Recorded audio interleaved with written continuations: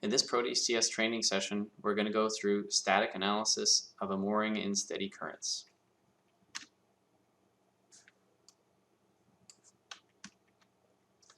So a specific agenda is we're going to look over a review of the mooring design process.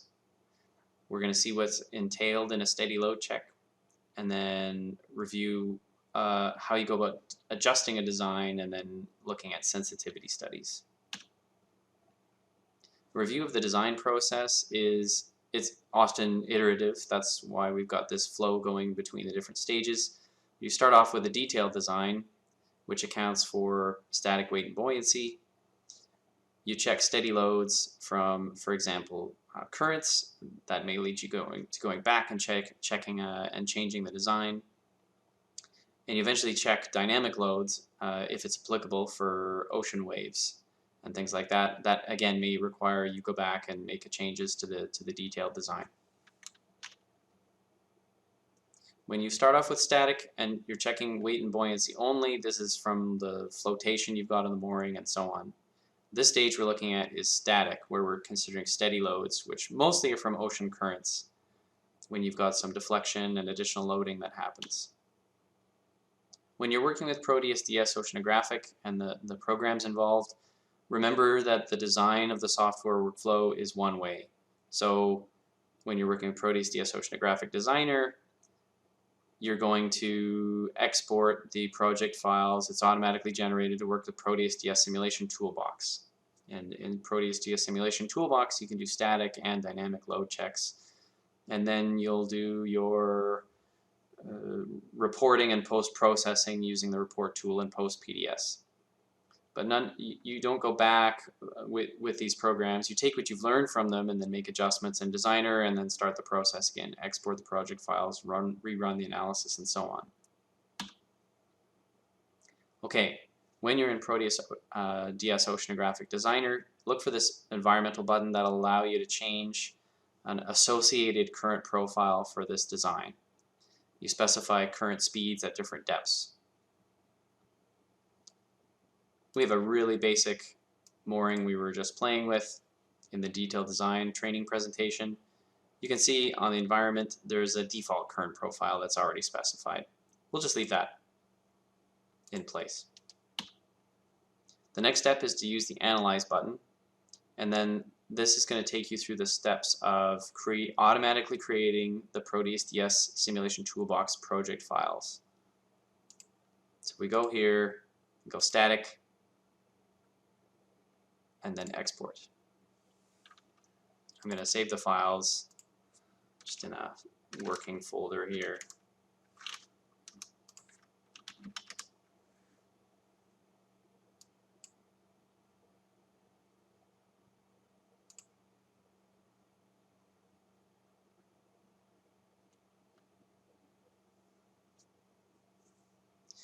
As we go through the analysis process, it'll take a little bit of time, and there it's completed.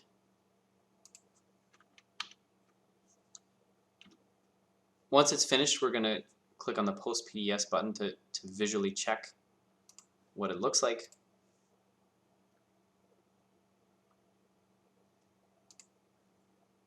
This is our 3D visualizer program. In perspective view, this is what you sort of would realistically expect to see. But for large moorings and big water depths, it's kind of hard to see everything in one kind of view. So I often go to orthographic view. Go back to Home. If we click on Engineering View, you can always see the mooring rendered as 1 pixel thickness, which is helpful. And then I often use the camera preset East, and by default that has the current flowing from the left to the right, and we'll see the mooring deflect off to the right. So you can see there's quite a lot of deflection from the mooring, and it kind of makes sense because we're only using a 36-inch float.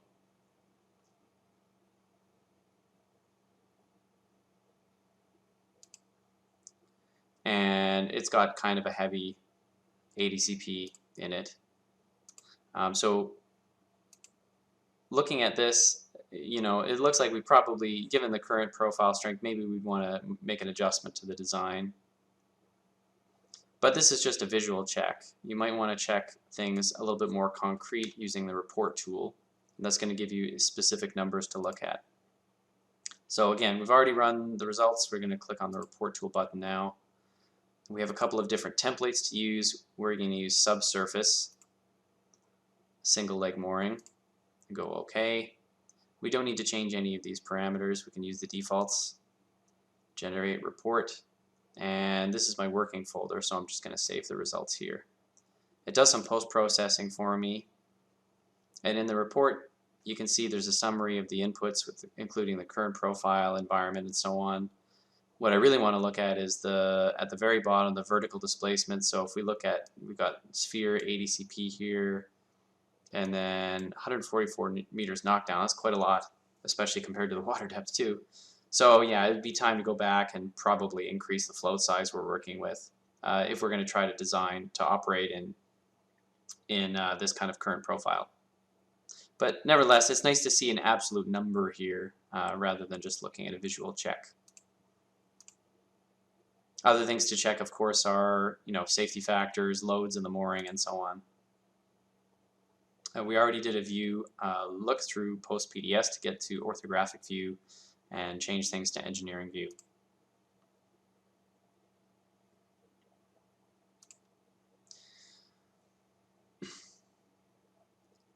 When we're working in ProteusDS Simulation Toolbox, the engineering model is constructed using quasi-static cable.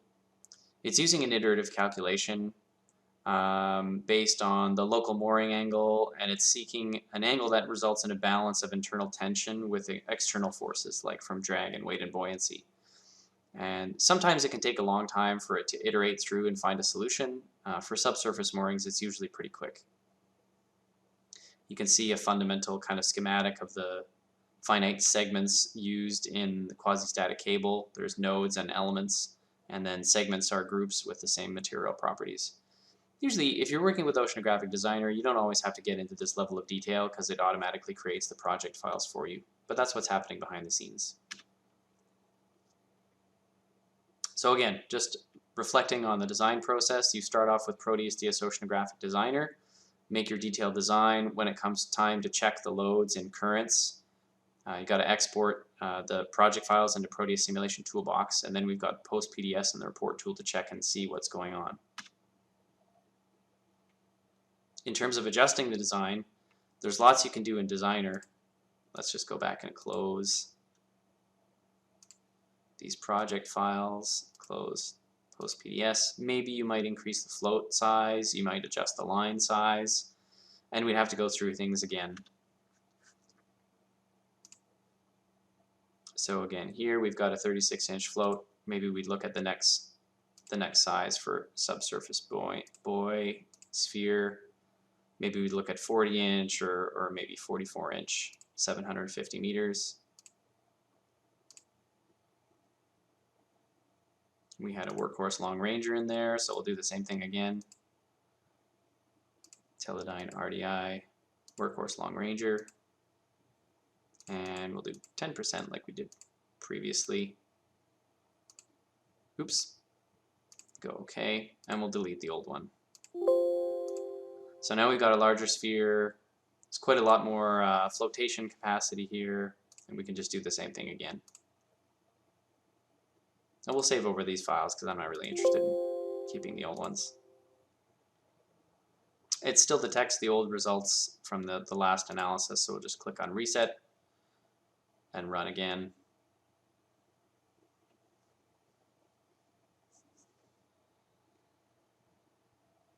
Okay, and we'll check the report. Subsurface template, generate report. Save that in the report location there, and now we're down to 25 meters knockdown, so that's quite a big improvement from 144 meters knockdown.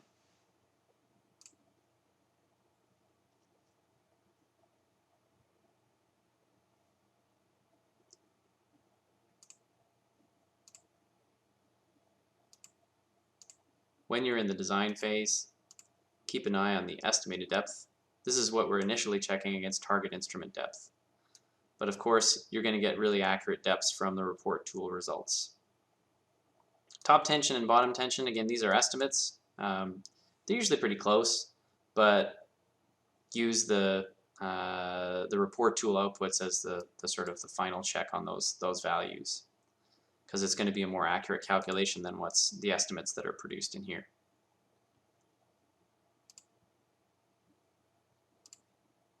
And if we go back to look at the report tool outputs, you'll see there's tension in the mooring here, and the safety factor here is pretty high. And here are the values in the steady current, so it's a little bit lower safety factor, but not that much difference.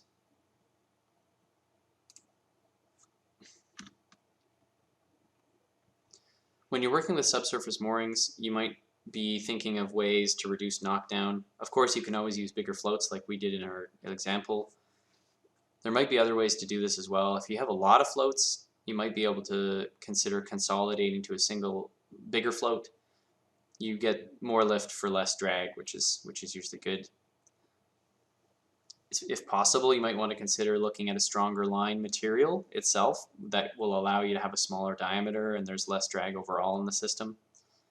And if you can move sensors out of the strongest flow by using longer range ADCP or extended range ADCP, that could help as well and allow you to put the float lower in the water column, away from the highest currents. If you're working with mooring profilers that move up and down on the moorings, you need to consider the location on the line of where that's going to be placed.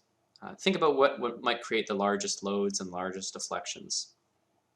Typically that might be near the top of its range on the mooring, where often the current profiles are the largest.